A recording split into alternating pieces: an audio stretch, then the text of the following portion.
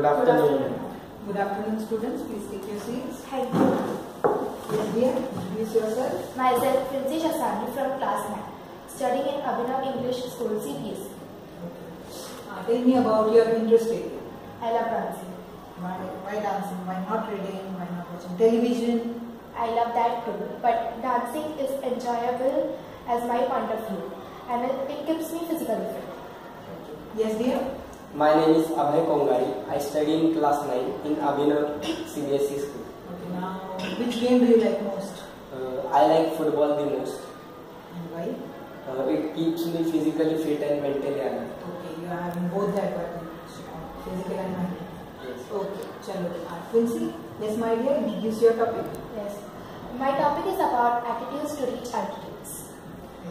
Sometimes people come into your life and that very moment, you know, they will affect you in some profound way. When you lock eyes with them, you right away know that they are meant to be there to serve some sort of purpose, to help you discover yourself. You never know who these people may be, your friend, teacher, relative, or maybe a complete stranger. Sometimes things happening to you may seem painful and unfair, but in reflection you realize that without overcoming those obstacles, you would have never realized your potential, strength or willpower.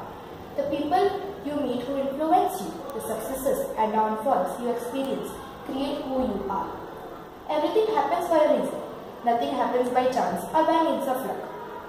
Illness, injury, love, moments of achievements and failures all occur to test the limits of your soul.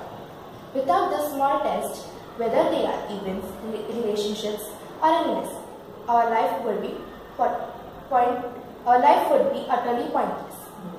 If someone hurts you, betrays you, or breaks your heart, forgive them, for they have helped you learn about trust and the importance of being cautious to whom you open your heart to.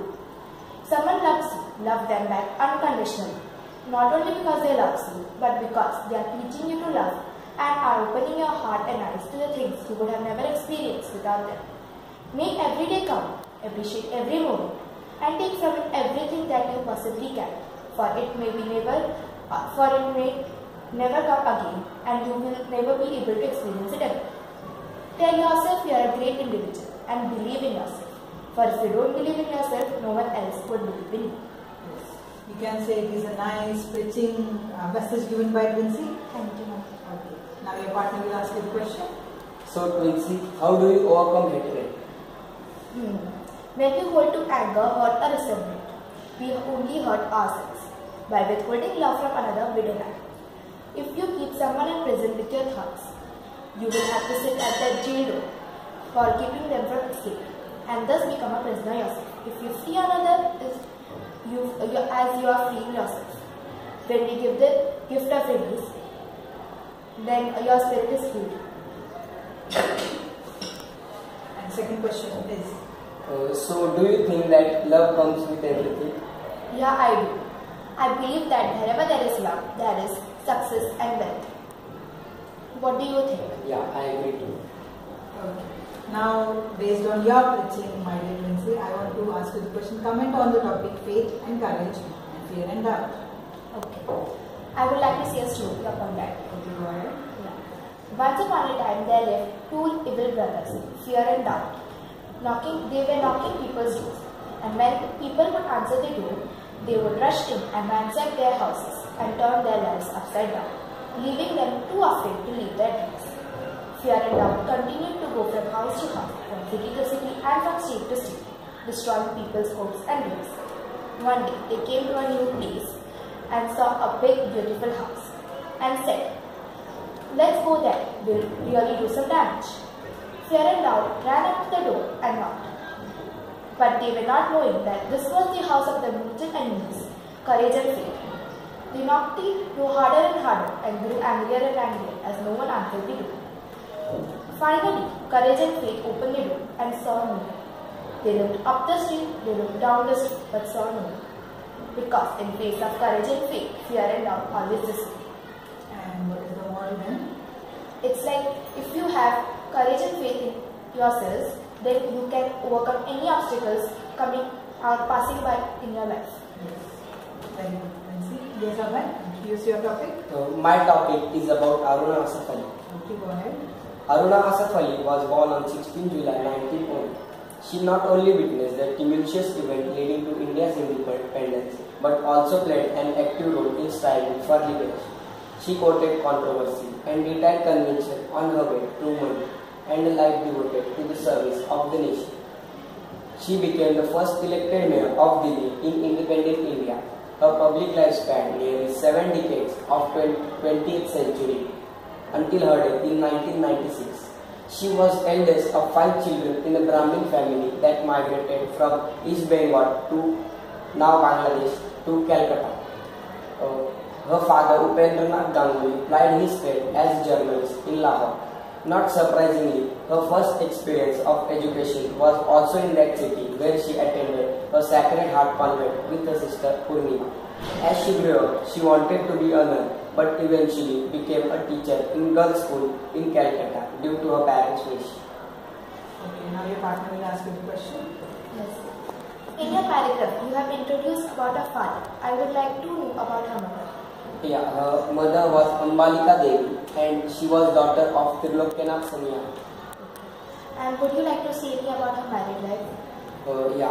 She met Asaf, a Congress leader in the Congress party at Allahabad.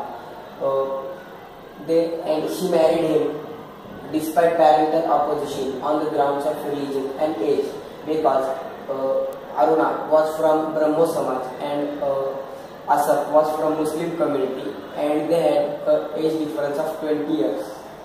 Okay, now my question to you is, why Aruna Asaf Ali is remembered till now, till today? She is remembered till today because she hosted the Indian National Congress Party's flag on the Gowalia tank in Mumbai during the Quit India movement in 1942. Okay, very good, Abhay. Now moving to next task, it is our problem solving question task, and here you can say some task cards. You are supposed to choose one and read out the question. Please go ahead. Choose this one. Yeah. And your question is? What steps should be taken to develop rural areas? Okay, as you know that we are having maximum of our public living in rural areas. So your question is, what steps should be taken to develop rural areas? I will give you some time for discussion, and then you are going to share your views with me. Go ahead. We should make roads properly in rural areas. Yeah, nowadays people are shifting to cities, but when they come to their villages during holidays, they understand that there are no proper roads in their villages. And water supply should be available as tap system. Yeah,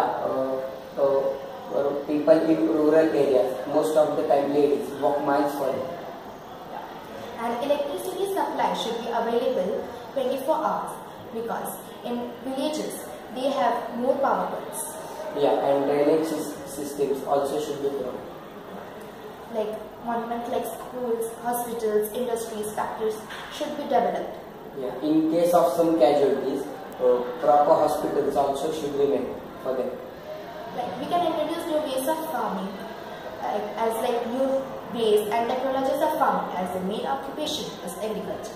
Yeah, and the main point of this discussion, I think, is education that should be provided to the children living in rural areas. Okay, done with? Yes, please. What do you think about it? I think first of all we'll have to change the views of the people living in rural areas. Mostly their views are of small-minded. We'll have to tell them the use of schools, hospitals, industries, factories, washrooms, etc. Then only there will be a use of developing those regions. Mostly or usually you have noticed that they don't send girls for education. So we'll have to tell them the importance of girl education. And the main problem in villages are an unhygienic environment. So we'll have to introduce washrooms and toilets, so we can have the environment hygiene. So from my part, I think the first task we'll have to do is to change the views of the people living in those regions. Okay, and the hygienic part of the rural area. Yes, sir. My views about this are: electricity should be provided to them, hospitals should be made in the rural areas, and water supply should be provided, and the main thing is education should be provided by the government to the children living in rural areas. As per your discussion and your view, I come to know that you are having keen observation of rural area. So be optimistic and let us think betterment of that rural area.